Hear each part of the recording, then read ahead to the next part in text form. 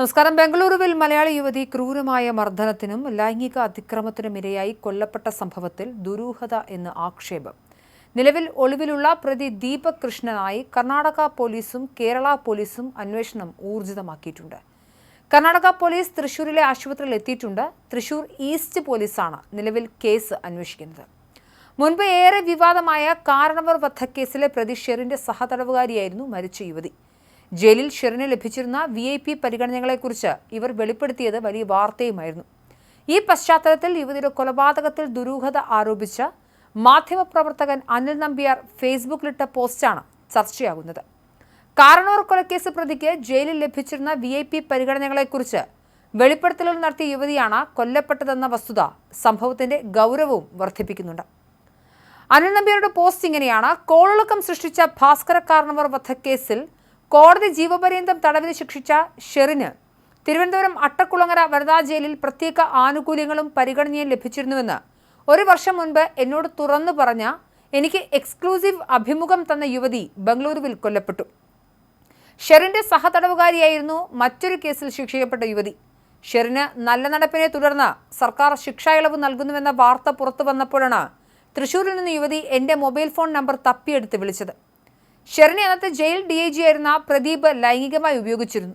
അതും രാത്രികാലങ്ങളിൽ തടവുകാരിയെ സെല്ലിൽ നിന്നും പുറത്തേക്ക് കൊണ്ടുപോയിട്ടായിരുന്നു ജയിലിലെ ഉന്നത ഉദ്യോഗസ്ഥന്റെ ലീലാവിലാസങ്ങൾ. ഷെറിൻ ജയിലിൽ മൊബൈൽ ഫോൺ ഉപയോഗിച്ചിരുന്നു. സൗന്ദര്യവർദ്ധക വസ്തുക്കളുടെ കലവറ തന്നെ ഷെറിന്റെ സെല്ലിലുണ്ടായിരുന്നു. ഷെറിനിൽ നിന്നും മാസപ്പടി പറ്റാത്ത ചുരുക്കം ഉദ്യോഗസ്ഥരെ ജയിലിൽ ഉണ്ടായിരുന്നുള്ളൂ. ജയിലിൽ സുഖലോലുപതയിൽ വിരാജിച്ച ഷെറിനെ തടവറയിൽ നിന്നും വിട്ടയക്കാനുള്ള നീക്കം യുവതിയെ ഏറെ അസ്വസ്ഥയാക്കിയിരുന്നു. കാരണം ഷെറിനേക്കാൾ മോചനത്തിന് അർഹതയുള്ള തടവുകാരികൾ കേരളത്തിലെ പല ജയിലുകളിലും ഇപ്പോഴും സർക്കാരിന്റെ കരുണ കാത്ത് കഴിയുന്നുണ്ട്. വിവരാവകാശ നിയമപ്രകാരം യുവതി ഇതിന്റെ വിശദാംശങ്ങൾ ശേഖരിച്ചിരുന്നു. ഈ അനീതി ചൂണ്ടിക്കാട്ടി മുഖ്യമന്ത്രിക്കും ജയിൽ DGPക്കും പരാതി നൽകിയിരുന്നെങ്കിലും നടപടിയൊന്നും ഉണ്ടായില്ല. പക്ഷേ നിയമങ്ങൾ കാറ്റിൽ പറത്തിയ ഷെറിന് ഇളവ് നൽകാൻ സർക്കാരിനും ജയിൽ മേലാളന്മാർക്കും മറിച്ചൊന്ന് ചിന്തിക്കേണ്ടി വന്നില്ല.